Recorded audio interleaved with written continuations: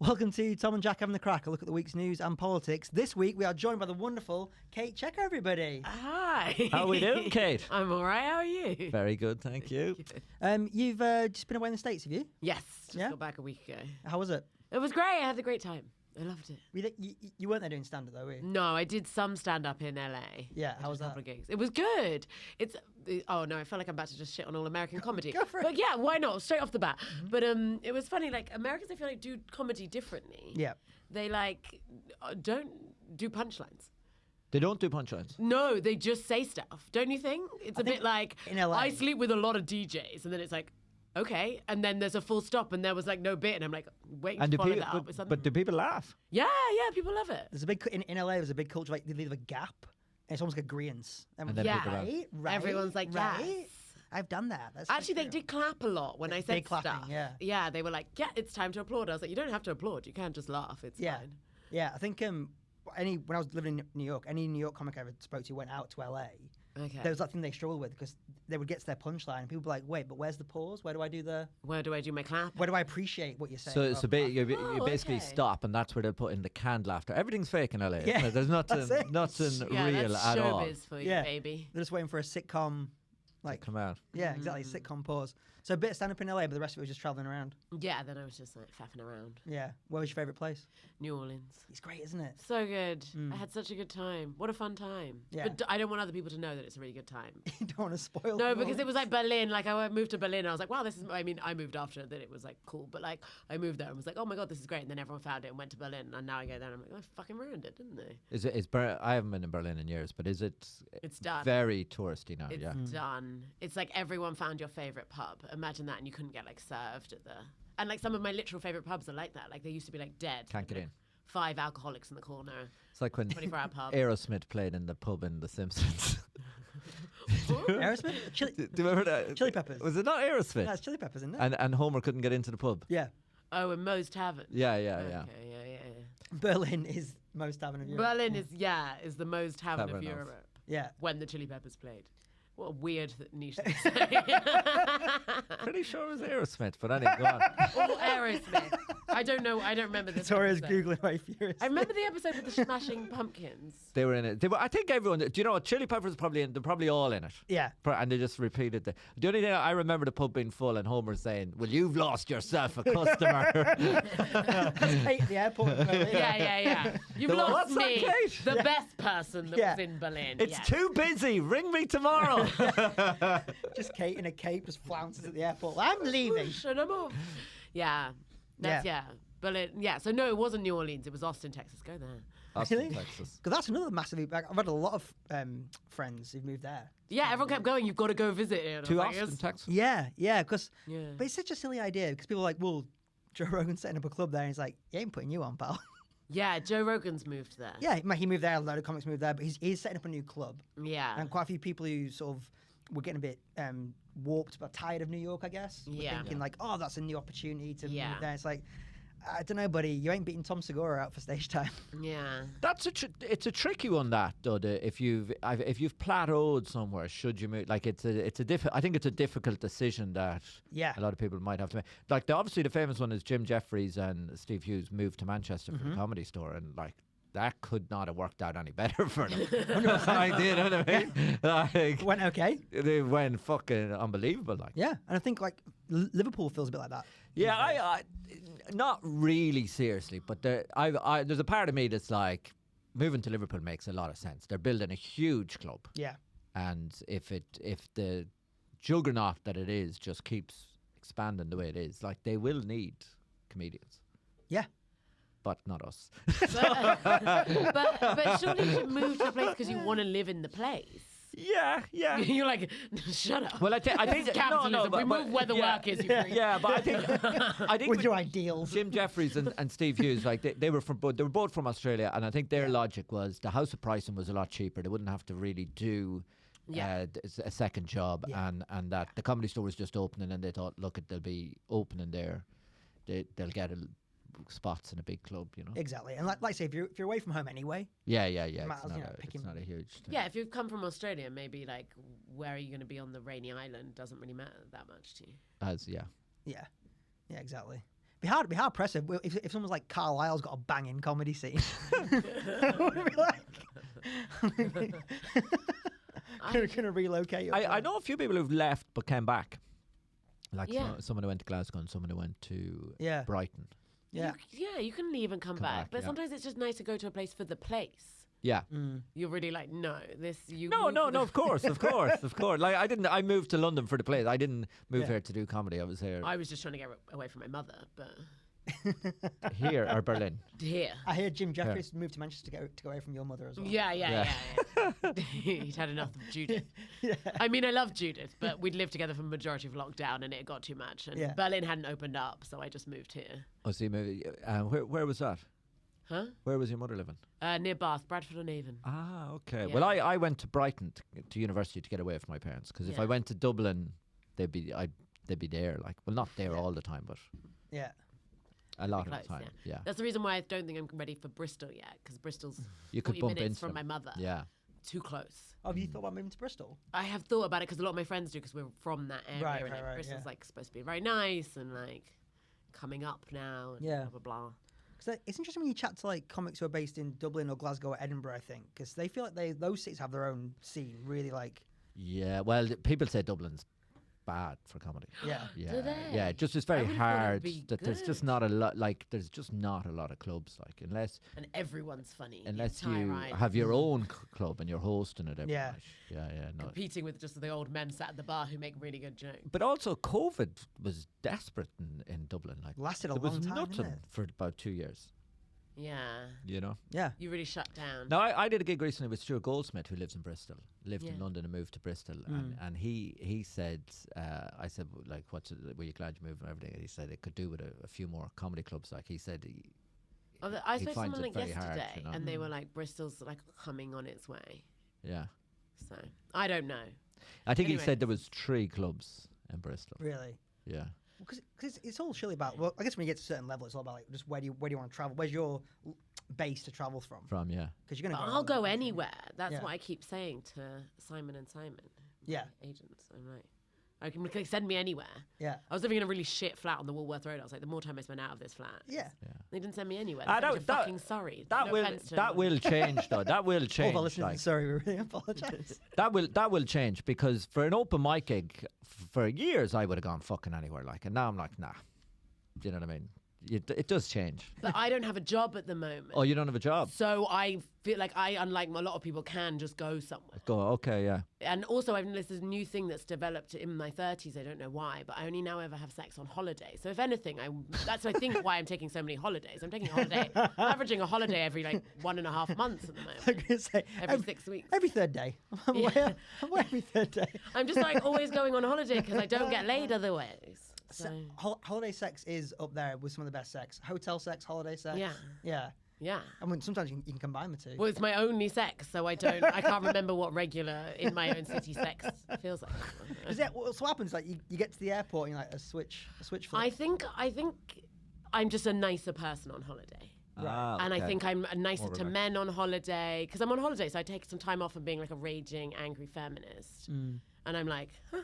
And also, you don't.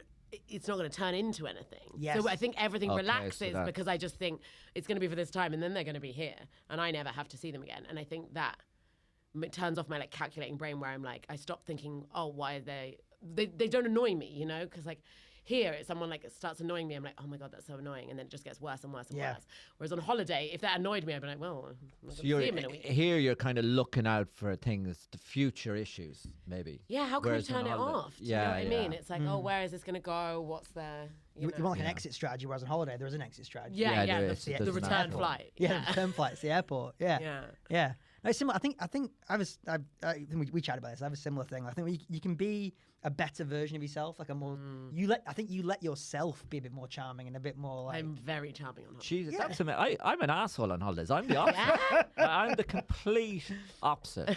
go on. Because I just drink so much on holidays. Like, I just fucking like So you're real like lads abroad. I'm a dickhead on holidays, like a complete dickhead on holidays. Yeah, Oh, wow. because I just have. Just imagine you in the Guggenheim just like smashed. Try to ride the banister. I just end up drinking too much on holidays, like Right. because I can. Do you know what I mean? Yeah. Like, because normally, like, I can't drink during the week. If I've got work the next day, I can't drink. Yeah. Like I can. So it's the same thing. You've yeah. got an exit strategy. Yeah. At some point, I have to fly back. I'll stop drinking eventually. Yeah, and to be honest, like, it's funny you're saying that. It would never even cross my mind to pursue sex on a holiday. But then I'm usually in relationships, so it's never. Maybe that's why. Yeah, I'm very much the opposite. Like, and I would be the complete opposite, because there's a part of me that's kind of like, well, it's not really worth pursuing because it's not going to go anywhere. You know, even if I was single, Yeah. I'm like, it's not really worth the but- hassle. Do you know what I mean? I think the back of my head is thinking, if we do get on and we like each other, and this has actually backfired in my life before, but then you have someone, if you like the city as well, then you have okay. someone there to, like, what would be my ideal setup for life if anyone is interested in This is friends? like that Please- guy. That please song. write I in. have it. There was a song where this guy was like, "I have women all over the world. I have one in Rome." That's what I want. You That's what I want. I you would want love- a guy in every great I would city. like, a guy in every major city that has like Yeah. good, especially ones with good comedy in it. And I could fly in for a couple of weeks, get laid, and then do comedy. And then long distance relationships are ideal because you have to be on your best behavior because it's only 2 weeks. And then you leave, and then no one in my house, because I hate it when people are in my house. Yeah, it's like all the best bits condensed Yeah. into 2 weeks, Getting laid, and it's like all adorable. And like, I like my own space a lot. and then you get to live in this sort of like romantic, like you know, We go out for nice dinners. Wow. yeah. We get laid. I could do some comedy, and then I can fly back Yeah.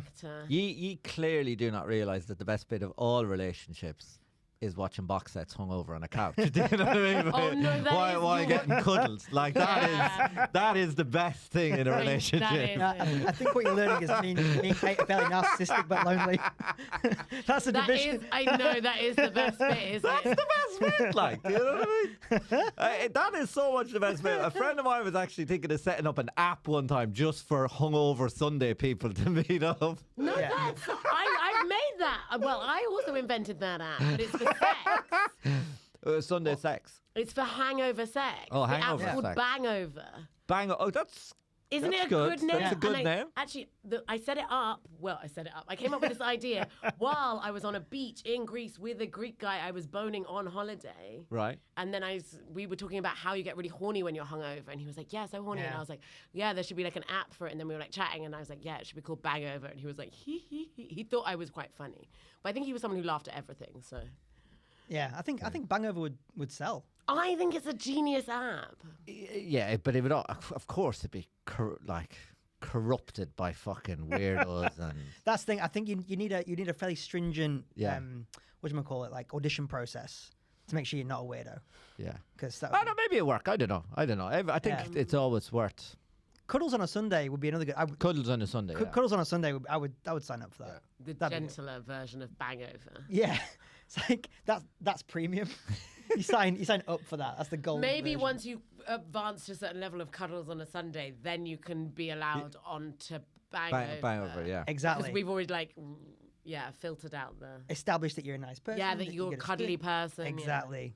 It is sad when people don't want cuddles because I do like cuddles. I thought I didn't for a long time, and then it Well, started happening, and I was like, wait a minute. I think that's the other interesting thing is that I've had sometimes, especially like the holiday stuff, Mm. girls be like, if you're cuddling me, you're telling me like this is gonna be a real thing, a long term thing. Oh no. Yeah, and girls have been like, don't do it unless you are serious about this. No, Going do to- it. Do it because we're An all American humans. girl have said that. Oh yeah. Yeah, 100%. Fucking course there's an American girl. That's the craziest Yeah? shit I've ever heard in my Dude, life. so the girl in New York, one of the girls Yeah. in New York, Ashley. God, Oh my probably God. shouldn't have said her name. We have to edit Was that her when name you were on out. the We have to podcast? edit her name out. She had this vibe that was. It was fun for the. So I made the mistake. We went over in December. We hooked up in Yeah. December. It was a lot of fun. All the things you just talked about. Yeah, Went back recently living my dream life. Yeah. and thought we'd do it again. Yeah. You know, run it back, and she took that completely wrong direction. And I thought I was very clear. Thought I was very open about like. In I'm what just in sense for did she take it? She thought it was a serious relationship. yeah, and I thought I was very clear, very open. I Yeah. was checking on my texts, been like, I swear I've just been really, straight. But you cuddled her. Cuddle, and she pointed. So when she was angry and rang me, she pointed to the cuddle as like you shouldn't have cuddled me because unless it meant something to you.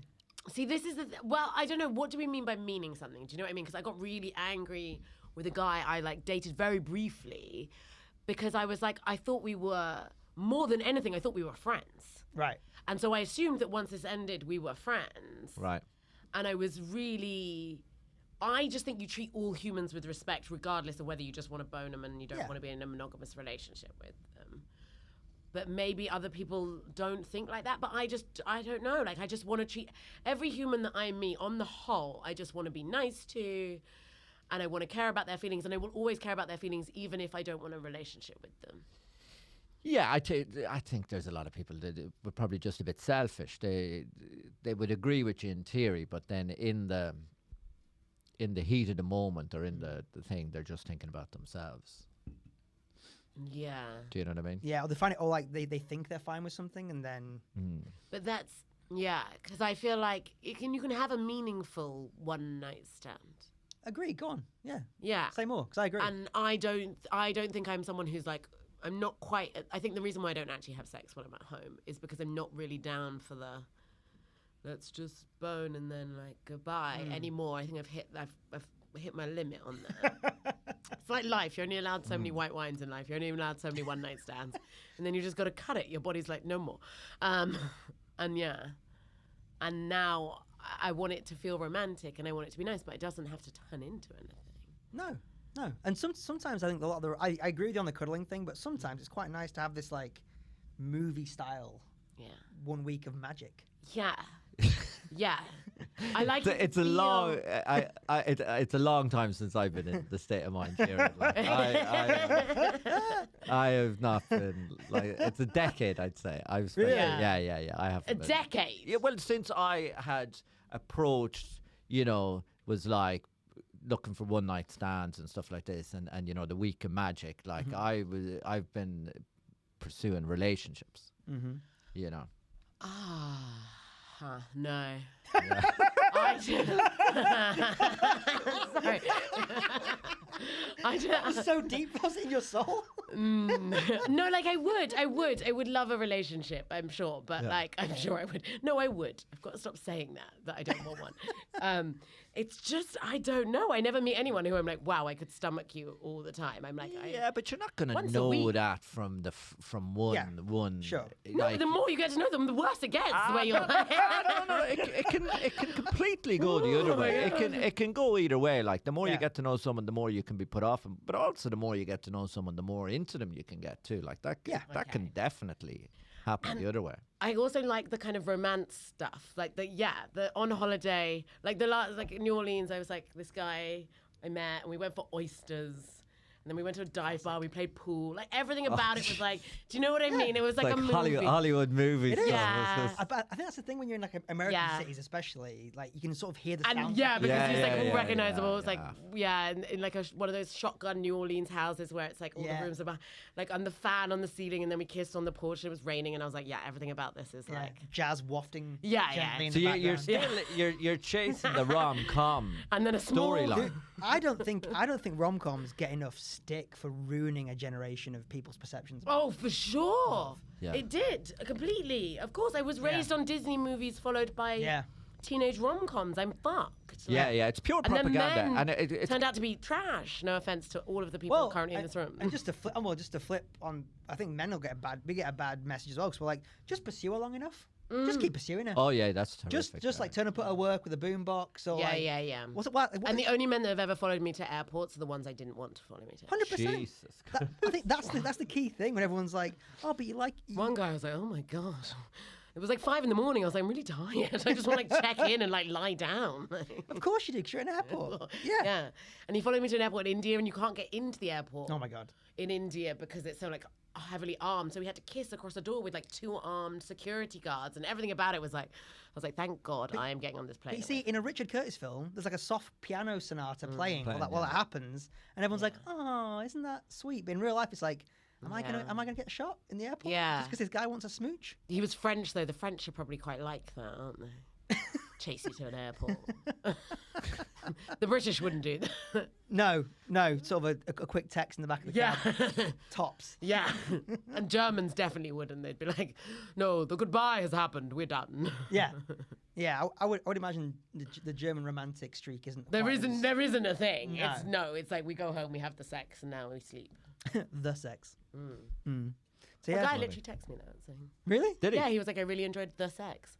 That's sex. I hope we get to do it again sometime. Sex as a noun. Interesting. Yeah. Rather than typically. And obviously these things, they all promote, marriage for love, for that instantaneous, like where you love at first sight. That's kind of the thing. But I have a theory that I think it's good for the economy. Go on. Because they're the type of marriages that fail. You know what I mean? And Why is failing marriages good for the economy? What? Why are failing marriages good for the economy? Because you have to buy 2 houses. Do you know what I mean? Like you're doubling, like 2 Christmas presents. Yeah, it's just I think divorce is good for the economy. Mm-hmm. I don't have data on that, but I think you're right. I think it is good for the economy. It's capitalism. That's why. Yeah. Yeah, it must be 'cause you're doubling the amount of stuff across the board. Yeah, Yeah. and there's a lot of money, there's a lot of cost in it, and then obviously like if you're a 40 or 50-year-old man or woman who's now out looking for another partner, you're going to be out spending money in restaurants and stuff again, which if you had actually stayed with your original partner, you wouldn't be doing. Yeah, exactly. You'd been box set based. Yeah. Box set based. Yeah. Relationship. Not spending any cash. Yeah. So that's such a good point. How many people have been like, I'd be retired now only for my divorce? Yeah. Capitalism. Well, Hollywood. Propaganda. I mean, capitalism is really royally screwing us. No, I believe you. Like, I think you're right. Yeah. Have you guys got to the stage in your friendship groups yet where people are starting to get divorced? No, I've a lot of married friends, and a lot of them are at the stage in marriages where if they, it's 7 years, isn't it? That's the most. That's the thing, yeah. But no, none of them are getting divorced. They all look like very successful marriages. I wouldn't say my closest friend group, but my sort of peripheral friend group is definitely happening. You can see people. The divorces. Yeah. See, that's where I think I'm going to pick up my husband. Are you kidding me? I'm like the Brad Pitt of that. Yeah. circuit. No, but I'm going to pick up my husband in the divorces. No, but when you haven't been divorced, Yeah, and you're like a shiny new car. No, I want the divorce. You want the divorce? I want them to have loved and most importantly to have lost. yeah. So they know the value of a woman. Like you're saying, I want someone to be broken down. Yeah, I want them to have gone through this harrowing experience where they thought it was going to work out and it didn't. And then they'll be so grateful. Mm-hmm. I'm got my eyes on the divorces. So I'm basically watching my friends now, seeing who they're marrying. Yeah. And then I can pick someone who's vetted by my friends. And I like my friends and I trust their taste in men. So I'm going to see who fails out of that. And then I'm just going to get one of those. Jump in with that. I reckon. The last time I was single and I was dating a couple of years ago, it was because I'm 40 now. So there was a lot of divorcees. Nearly all of them were. Yeah. So maybe I just need to go older in my dating apps. Yeah, go older, yeah. Not There like was a you lot of said, divorcees. so. And the stories were just bizarre. A lot of them were bizarre. Like, a lot of them went into the marriages not believing they were going to last. Really? Yeah, it just sort of... What? Almost like the wheels of motion. I will. The way, like, Simpson had just... Yeah. No one stopped them. They just got on a flow, sort of, and it just seemed easier to go with it than to... I think that's a lot of people in life, yeah. I agree with that. I wouldn't necessarily say... I've dated a few divorced women. I wouldn't say it's necessarily been like they didn't think it would work. But I think in retrospect, they were like, I never chose to get married. I just sort of like, it was the next... It just sort of happened. It was the next thing. Yeah. And then they had kids because it was like the next thing. And then all of a sudden they wake up and all that's gone. Yeah. Must be a horrific thing to have to try and... To detangle yourself from. Yeah. Because your whole identity was built up in... See, yeah, that is a lot of people. I've just never lived my life like that. I always... I have other problems, but like... My problems are way more interesting than that. I think it's just, no, my problems are like, I'm not saying I'm unnecessarily happier. I have my own breakdowns regularly. Yeah. But like my life has been a steady amount of a lot of choices I've made. And I've had a lot of freedom in the way that I think a lot of other people don't feel. Like if I don't want to do it, I just don't do it. Oh, yeah. I think that's a comedian trait, though. Comedians are, yeah. I think, is the personality that's always looking for an elusive freedom that doesn't really exist, you know? So if everyone's saying, go this way, the comedian kind of personality is like, well, I'm definitely fucking going this way. Do you know I what agree. I mean? Like, I think that's a lot of... Yeah. Do you not think the freedom exists? I think it does. I think it's... I don't... Yeah, it does and it doesn't. Do you know what I mean? I think it's like magic. It exists if you believe in it, I think.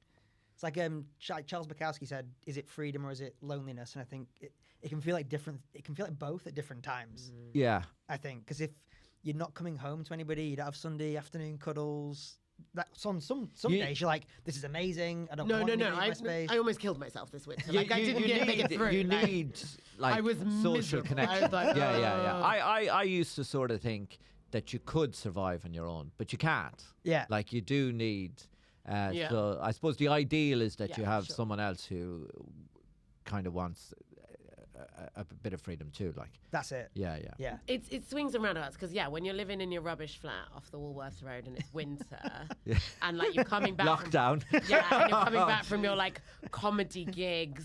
You know, this was my March, and then I'm just getting way too drunk after comedy because I'm like lonely and I don't go back to my shit flat. Yeah. And then like I become a little bit of a prey for like male comedians who are like, she's drunk enough, and I'm like, and then you have to like run home, and then you're like, oh my god, my life's shit, I should have got married at 22. And then but you don't need to go for like one but extreme to but the like other. I should Somewhere in the middle. I shouldn't be 23. pouring abroad. Fuck's sake. I should but like I should have been more sensible. Yeah. And then I just spent 4 weeks like faffing around the States, having like the time of my absolute life. Yeah. While all my friends are like, either knocked up or Well, blah blah blah doing, and I'm like, oh my god, the freedom. So it swings around. I really had that turning 40. Like turning 30, I was very smug that I wasn't married or had kids. Yeah. And turning 40, I was like, fuck. Do you know what I mean? I have a friend who's got a 15-year-old kid. Like they're looking at, and I'm like, Jesus. Yeah. I fucked up here. Yeah. Do you know what I mean? It's amazing how you get to like that age and your life has gone in such a different direction to any of your friends you grew up with. Yeah. Yeah. I'm gonna have to get new friends. It's an absolute nightmare. That's why I keep thinking, because my mates from home, they pretty much all got married within 18 months of each other. Yeah. They all hit 30. They'd all been in long-term relationships, and then they all got married by the age of 30. And it was like sort of like fun when we were younger, going to weddings together, and like there'd be a few of us who were single. And then by the time we're 32, I was the only single one. Yeah, that's me. I'm living your life. I'm 32. This is what's happened. So we need to be each other's like buddies for weddings. Weddings, okay. Wedding buddies. That's the third app we've invented on this podcast. Wedding buddies. Wedding buddies. Yeah. Oh yes. Yeah. One. You need someone to drink red wine with at the back of the room. Yeah, and then you get them on the app. Yeah. You know with marriages too, right? People get married very early. Yeah. High percentage of divorce. Mm. And then there's a middle bit where they're the most likely not to get divorced. And then the ones who get married a bit later are back in. That makes sense. Yeah. Because when you're young, I reckon you don't really know yourself. So you're just like... Too early. Too early. Too soon. And then late, you're probably like, I'm used to being... I'm actually really good for me. Yeah. I think there's just people who shouldn't get married. I don't think I'm a marriage person. I think it's the there's some kids people. that I want. I do want kids. Oh, you do want kids? interesting. Yeah. I want loads, like 5. Yeah. So I can haul them out the way Kris Jenner has done. Yeah. And turn them into millionaires. Yeah, that's the dream. Yeah. Yeah. You must have thought about like, what's your plan for...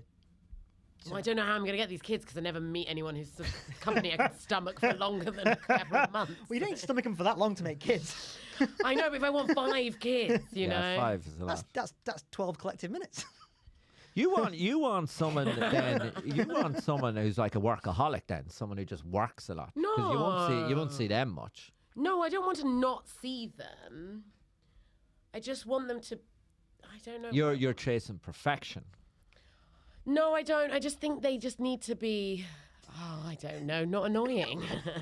Not quite perfect, just good in every aspect. No, because I don't think what other people think are like good traits are the things that I necessarily think are good. You know, I just funny is always nice, but the slight problem now is like we're all always around comedians. Yeah. And so and comedians are just that you shouldn't. No one should date. I don't. Since I started comedy, like if I was in a social setting and someone cracked a joke, any kind of joke, usually a bad joke, I would laugh. Yeah. Before I did comedy. Now I don't. Now I don't. They're not good luck. Really? No, people aren't yeah, funny. Yeah. It's. I will not give that bit of generosity. To this person.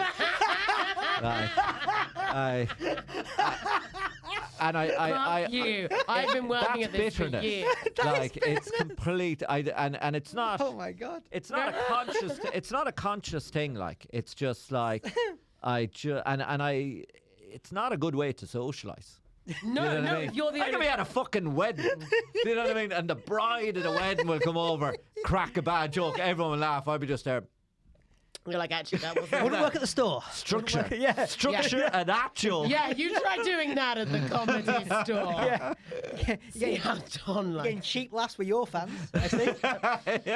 Oh, easy room, is it? And it took me a while to realise that I had that change had Occurred. come in me. Yeah. Interesting. It's not, I don't. Yeah. And I would have been very generous before I comedy. mean, I I'd do have funny friends that aren't comedians. Yeah. Oh no, if it's funny, you'll get the laugh. If it's funny. I'm gonna be like every time we like now see each other from now onwards, I'm gonna be so anxious hanging out with you. Just watching Jack's face. But actually, like I know because like I feel like comedians often don't like maybe laugh, and you don't worry about it so much. No, We're all just doing our own. I am a laugher at a comedy gig, though. Yeah. You know the way Luke said he Yeah, wasn't. I am a laugher at a comedy Oh, gig. what like if someone's on stage? Yeah, if they're good, like if I think it's funny, I Same. will. I do laugh. Like Yeah, me too. I am a laugher. Like I mean the bad jokes. Like Yeah. there's loads of bad jokes in social situations. Oh, so I think I know what you mean a bit. Like, just when I was starting to do comedy, I think I'd got to the end of my tether with corporate platitudes. Yeah. Yeah. Yeah, the whole like, how's it going? Not bad for a Monday. And Exactly. Like, That's- yeah. and like in the yeah, break room, people were like, ha ha ha, Stephen, you card. I got to the end of my tether with like, I can't be around that. Yeah. Or, like, I've never had a job like that, so I'm like, I don't think I would stomach a job like So that. someone I who's can't getting do a laugh for their status. yeah. Yeah. Laugh for the status, or just like everyone's so unhappy to be there. Any break in tension is like, ha ha ha. Oh, okay. but this is so sad. Humans are not living their best lives. No, under and capitalism. It's sometimes like you feel like you found a bit of like a cheat or something. Like you found like a secret room that no one else like. But what? But doing comedy?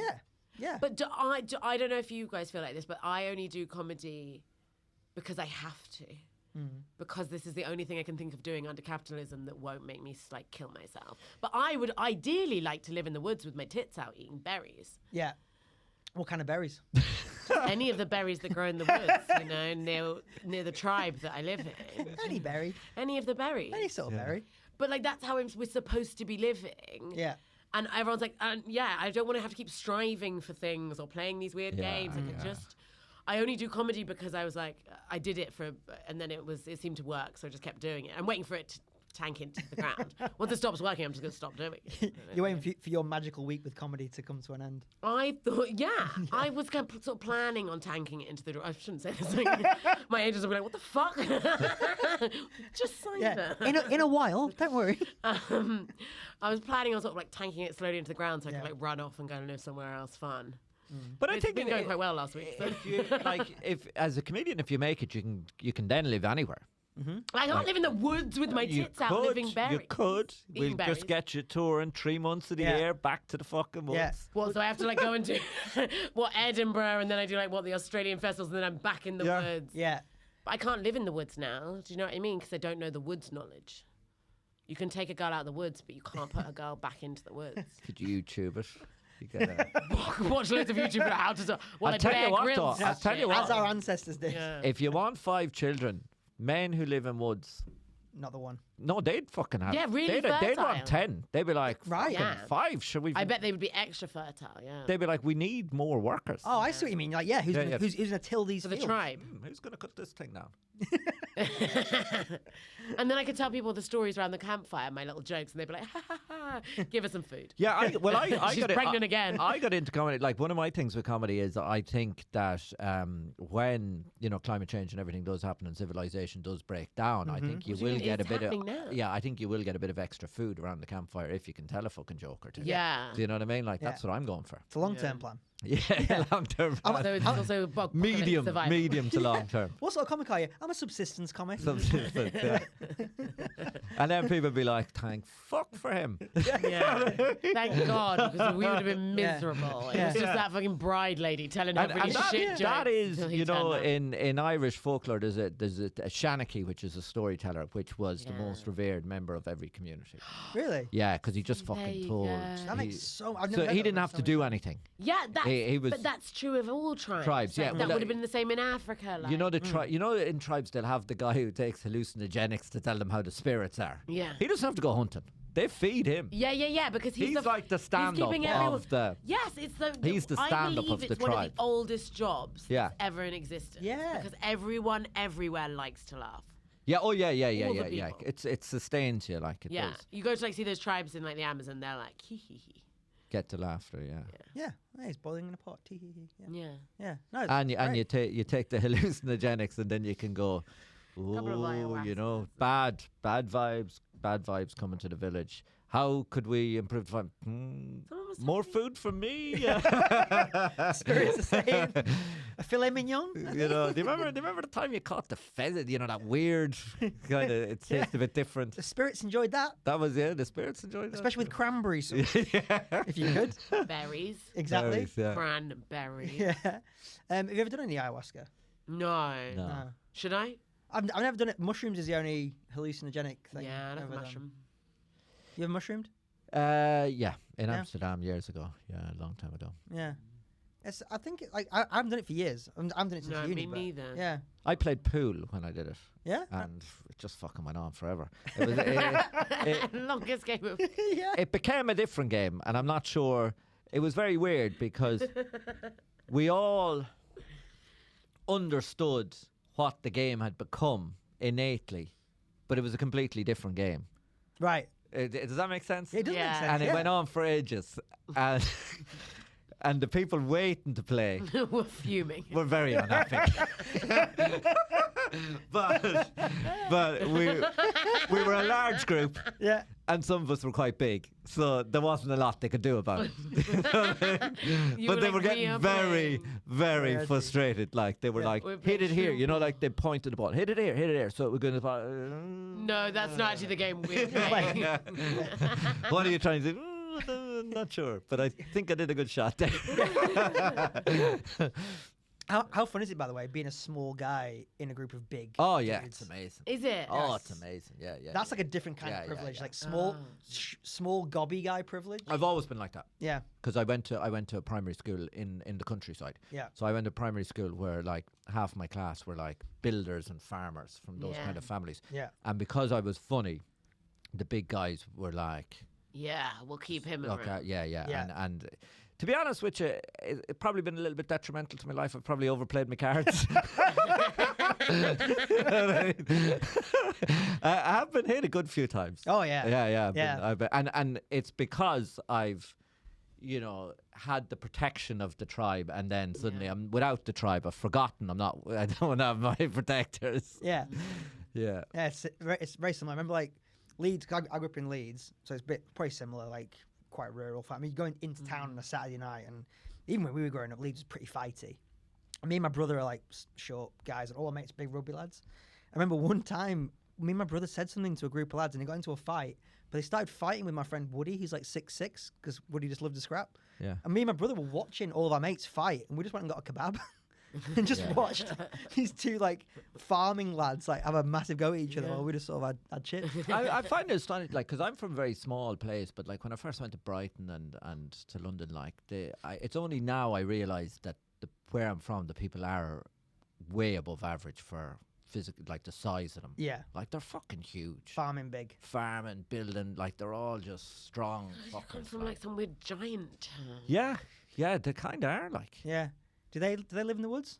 How's that? Some of them do. Some of them. There's actually a lot of logging and like bogs and stuff like this. So there's a lot of that. I live in a bog. There's a lot of that kind of work, though. There's a lot of that kind of work, I live like a peat bog. Like no.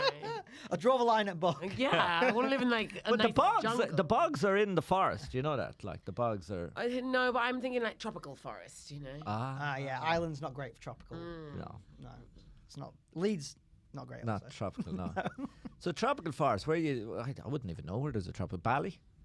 Costa Rica. No, I don't want to go where there's going to be like loads of white people who are like, we've come here for our yoga retreat. Yeah, to find ourselves. Yeah.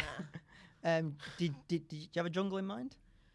I mean, I don't actually. I mean, logically, I was thinking probably Africa, but I actually didn't because I just don't think I can go back to the forest.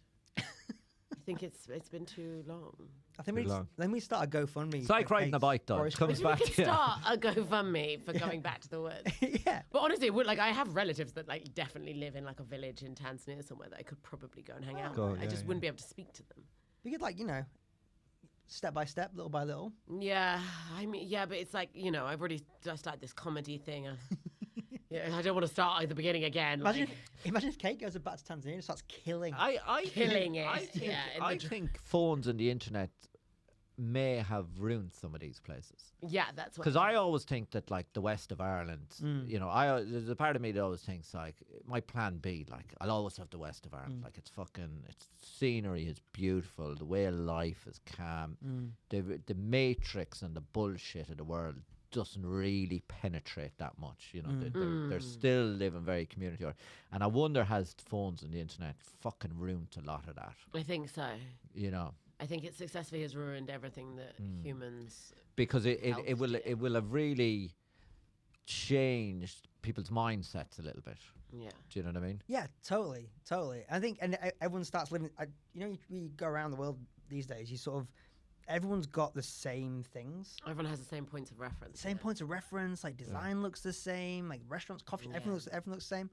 So yeah, probably ruined the individuality. That's why I can't wait for the apocalypse, the climate change. Yeah, everything's gonna be flooded. Yeah, reshuffling of the decks. It's always needed, isn't it? I'm ready for it. And you're right. I think comedians will do very well in the apocalypse. Everyone's like, you're not gonna survive. Who's gonna fucking entertain the people by the fire? And all those outdoor gigs from COVID, we're ready. Yeah. We've actually been preparing. Been practicing for a year. And the fact is, like, the comedians that have all managed to survive lockdown and didn't kill themselves, we're the strong ones, Mm-hmm. To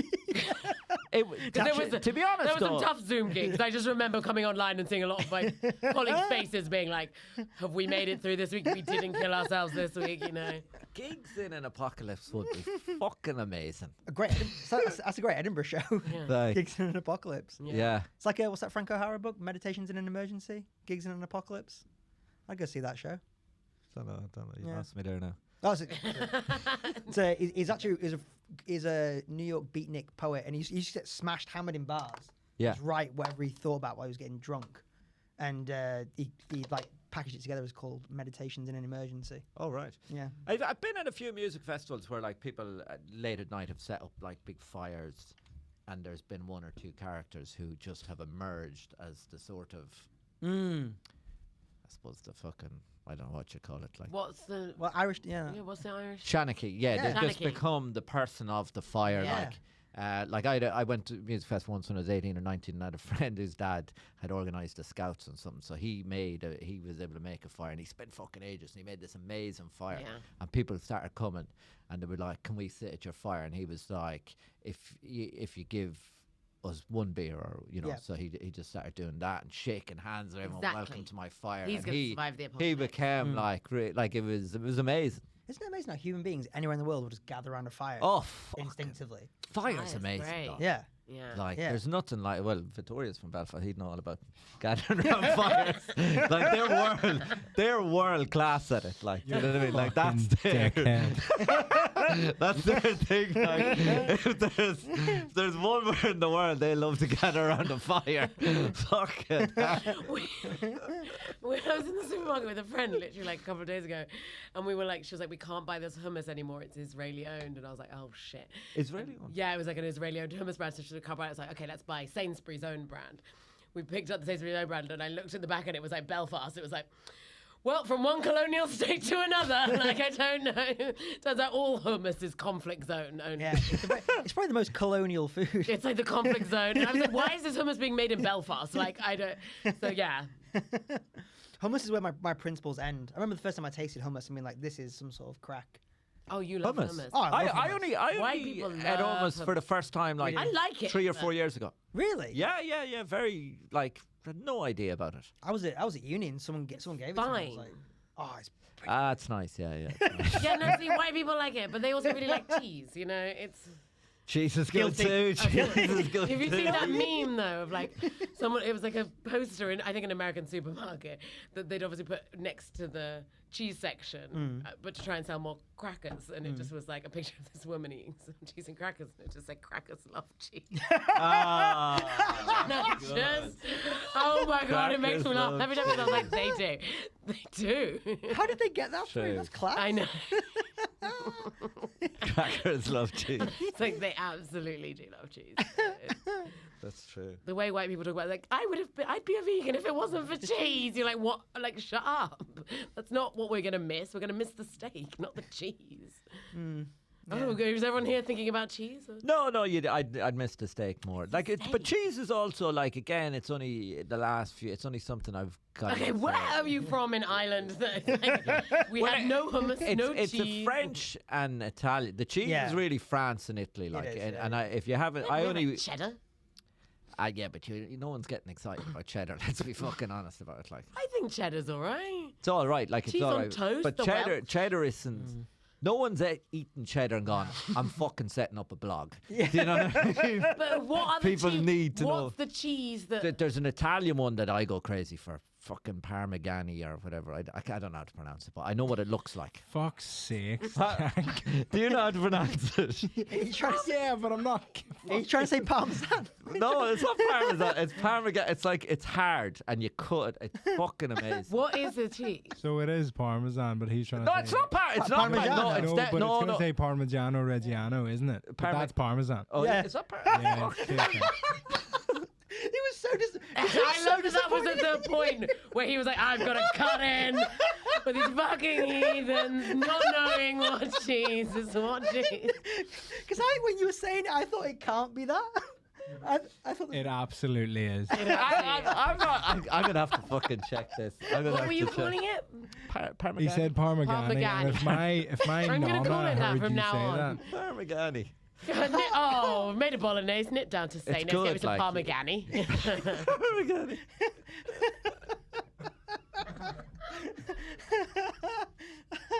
oh God. I'm actually going to Rome now in a couple of weeks' time. Oh, Yeah? I've never when? been. You should definitely Yeah. ask When? I'm What's going your date? Tuesday week. I'm going in a couple of weeks, not Tuesday week. No. Tuesday week, yeah, for 4 nights. Nice. Are you just going to shag each other on holiday in Rome? No. Well, no, I'm going with my girlfriend, so I hope. Yes. I hope not. It's a threesome situation, but we didn't want anyone in the comedy scene to find out. Yeah. Actually, I think I got propositioned by 2 Dutch guys last night. Oh yeah. Angel. A Dutch couple. No, they were 2 guys. Oh, right. I don't know if they were a couple or not. They gave me, could potentially be queer vibes. That happened to me once, and I was in Brighton when I was in university, and an Australian guy and girl came up to me and asked me, do I want to go back to have sex with the 2 of them? Yeah. And he said, what was it again? He said that he was bisexual, she was straight, and they weren't seeing each other. Right. But the one, and then I was with a friend of mine, and he had gone to the toilet, and when he came back, they were like, "But don't tell him." And I was like, "These fuckers are gonna rob me." Yeah. Do you know what I mean? Yeah, Like, that's definitely what was going to happen, wasn't it? Well, I think so. When you're not used to like things like that happening to you, your instinct. When someone like you, You never saw me when I was 18. not many people proposition you, so we're not used to it. You don't know. I just presume we've been talking about Parmigiani for the last 20 minutes. I don't know if they were. My hunch was like, they're going to rob me. Yeah. I think you should follow your instincts. But I don't know if I was being propositioned. They just came up afterwards and they were like, you were so funny. Yeah. We thought your joke was the best joke of the night. And they were like being really nice. And then I was like, oh, thank you. And because I was like at home, in my own country, so I didn't do any flirting.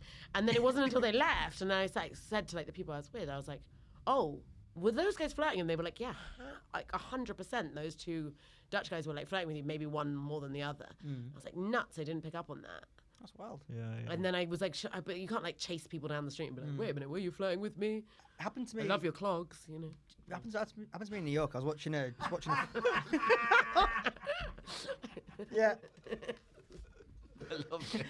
Just, I mean, well, also means they weren't Dutch people from like the. Do you want to have this sex? But then I thought, like, I was like, if that happened to me in Berlin, because that also happened to me in Berlin, 2 guys after a show once. Yeah. I don't think they'd actually watched the show. I was hosting the show, but they came to the bar afterwards. And then they were sort of, one was flirting with me, the other was gay. And then like a bit later we were drinking and then went back with both of them. And I was like, I've lost my like Berlin touch because I can't even spot it now. Yeah. But maybe they weren't. If like, there might be 2 Dutch guys out there who were like, we absolutely just wanted to give that lady a compliment. We weren't flirting with her. Fuck her and her ego. And they just turned on their wooden heels and just clip-clopped off. clip-clop. It's hard to know because a lot of people come up to people after gigs and say you did well. Yeah, and I wouldn't. My vibe is not to sleep with. Oh yeah. Or anyone I see in comedy circles. Yeah, probably good. Yeah, nothing. Absolutely nothing to do with comedy, but a similar thing happened to me. I was at a bar in New York, and Go on. I was sat at a bar by myself watching an American football game. This older, like sort of 50-year-old, 45-year-old woman, like sexy, started chatting to me, and I was like, oh. Just chatting away. I couldn't. I was like, why is she talking to me? I can't understand why she. And she just kept saying like, I love like hunky English guys, and I was like, well, one out of 3, I guess it's fine. And she went to the bathroom, and then wait, what do you mean 1 out of 3? Oh, that I'm not hunky. Okay, a guy, but okay, English at least. And then she went to the bathroom, and a guy just popped up next to me and was like, my wife's fantastic, right? Wow. And I can tell she loves you. Oh yeah. Do you want to come back to our apartment and watch the second half of the game? Oh yeah. And they were gonna rob you. So I'd had enough beers. I was like, I'm going. Yeah. You did not. Did. And it was like, why wouldn't you? I would definitely. It was just this bar was on like 4th Street. It was around the corner on 5th. Yes, you're a local sexual like me. Just went to the corner. And the guy was walked into the apartment, beautiful apartment. The guy worked for like Morgan Stanley or something. Beautiful apartment. And the guy just went, okay, I'm going to take the dog for a walk. And you slept with his wife? No. He left me alone with her. And she made a move, and I just got so uncomfortable. And because all I could imagine was he was going to come back and want to enter this in some sort of strange. But that's obviously what they did want. Yeah, and I was like, I'm used to disappointing one person sexually at a time. I can't do 2. And then you can though. Skedaddle. See, now the other thing, when that disappointing both your parents. Australian couple came up to me. Like he did, I don't know, maybe would he have bummed you because that Australian. That's what I was thinking. Because originally. Oh, you didn't want to be bummed. That's what I was thinking. Because all I was thinking was she's going to seduce me, and then he's going to want to have sex with me. So the first thing I said to the Australian couple, I said I also don't want to be bummed. I said yes. I said yeah. You know what I mean? I just played along with it, like, and then that's what would happen, you know? Yeah, because I didn't want to be like in a prone position. And yeah. Comes back, the dog gets involved. I don't know. Jesus. We thought it was new levels of. I feel like that's the type of thing. There's more probability of that type of thing happening in America than here. In the UK, like Americans are living a bit more movie-like life. Oh yeah, like. Oh, they're living a lot worse lives, I think. Yeah, they're out of control. Absolute nightmare. Yeah. I've never seen, like LA was insane. I'd never seen poverty like it in my life. Everyone kept being like, it's like the third world. I was like, no, it's not. The third world is nicer. yeah. This is, I don't know what this is. Yeah. But I've just never, Did you go to Venice when you were there? Venice Beach, yeah. Out of control, isn't it? Is it? Yeah. But like, it was just everywhere. Like, I made the mistake of getting on the underground while I was in LA. Like, apparently you're not supposed to do that. So right from the airport, got on the subway, wait 20 minutes for a fucking train.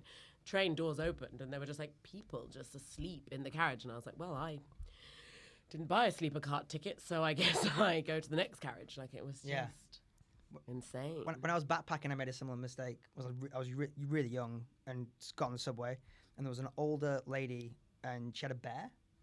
And me and my friend were like, she was teddy bear. Yeah, teddy bear. Yeah, and she was like showing us this little teddy bear, and we looked at the thing, and she sort of smiled at us, and we were like, yeah.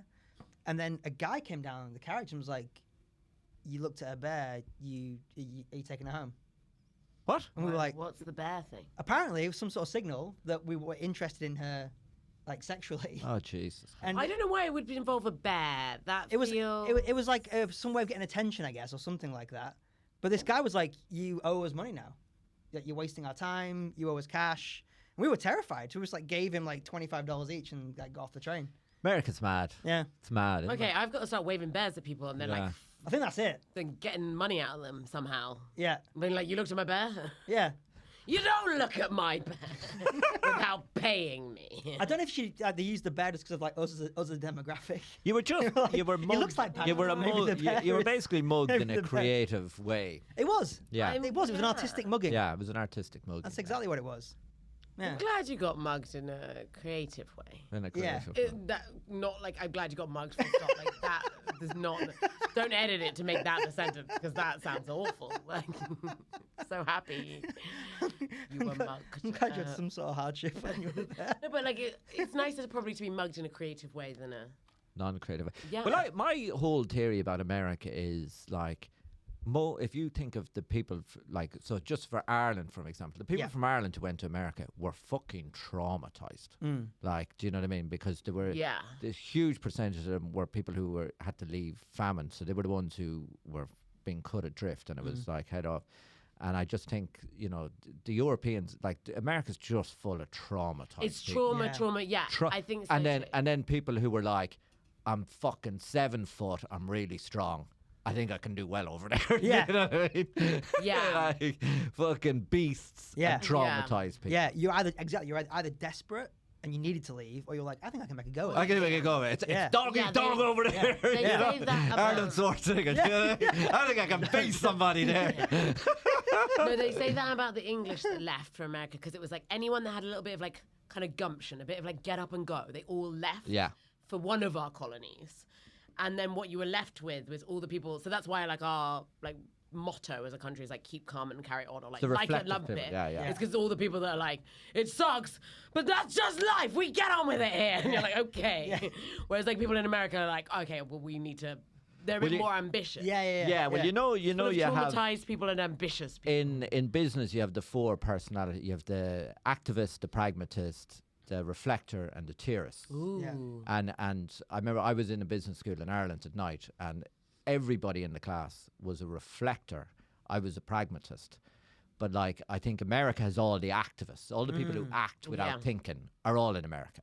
Do you know what I mean? And I think that the majority, certainly outside the cities in Britain, are the reflectors.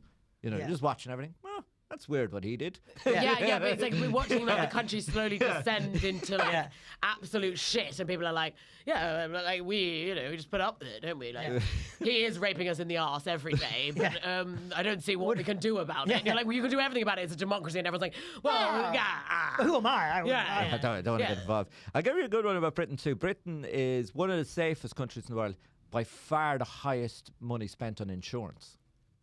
That's great. I love that. That makes a lot of sense. Yeah. Good, isn't it? Yeah. Because we're sort of like worried, but not willing to take risks. We're not risk people. Not risk. We're really risk averse. Risk averse. Right. People left here are risk averse. That's what that's what I think is going on. And I'm not, because I want to risk it all to live in the woods. I think we've got a podcast title. We've got the episode title. Actually, no, Tits Out Berries in the Woods. Tits Out Berries in the Woods. But I thought the episode title, which also kind of is Tits Out Berries in the Woods, was going to be Whoring Abroad. Whoring Abroad. Yeah. And then we can do a spin-off podcast. Yeah. Me and Kate were talking about our various magical weeks. Weeks on the pole. Yeah, Whoring abroad. Because when you going away again? You're going to Rome in a week? 2 weeks. Yeah. 2 weeks. I'm literally on holiday all the time. My mother was like, "You're like the most ridiculous person I've ever met." Yeah. I'm constantly on holiday. I like you got it set on a calendar. I just like, love going on holiday. Yeah. I have it every 3 months. I have to take a break from comedy. Otherwise, I'm like, oh my god, I can't. Yeah. You know when you just feel like I can't keep telling these jokes anymore. Otherwise, I'm going That's a very healthy. I think taking breaks from comedy is a very healthy thing. So I take a break every 3 months, and then I knew. It's like, you need to relax. Can't be taking breaks. Don't be silly. Sleep when you're dead. No. Sleep on a beach in Greece. Sleep on a beach in Greece. No, let a man go down on you on a beach in Greece. Greece, that's where you get material. Yeah, I haven't tried that yet, but that's next. It was great. And then I orgasmed, and this boatload of fishermen just was going by. And I was like, well, fair enough. You got to show I had a nice time. That's a film Richard Curtis hasn't written. Yeah. But he should. That should be his next Well, I wonder one fisherman saying to you, that's something you don't see every day. That's a pretty good place to end, right? Yeah, sure. Oh, yeah, okay, cool. Yeah. Wait, you didn't go to any of your topics that we wrote here? We did no news. Okay. No news. I thought we were supposed to cover these topics, are we not? Yeah, I think we hit the 5, didn't we? You've done an hour. Yeah. We've done an hour, Yeah, sweet. To tie up a loose end, it was Aerosmith. I fucking told you! I told you it was Aerosmith. You with your red hot chili peppers. Yeah. Smashing pumpkins over here. Are you happy now? You should have bet money on it. I should have.